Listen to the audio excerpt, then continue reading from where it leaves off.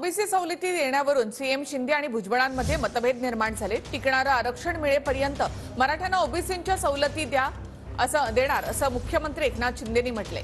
तर अखेर ओबीसी आरक्षणामध्ये मागच्या दाराने एंट्री झालीच अशी प्रतिक्रिया छगन भुजबळ यांनी दिली आहे।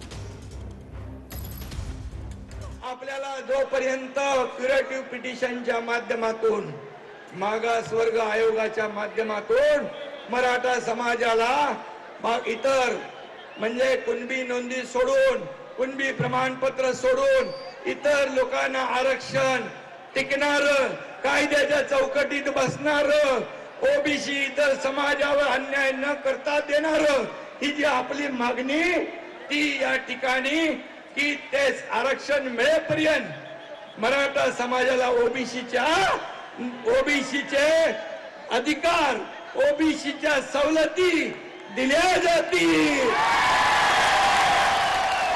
ओबीसीचं आरक्षण त्याला धक्का लागणार नाही असं म्हणत बॅकडोर एंट्रीनं जे आहे तुम्ही प्रयत्न करता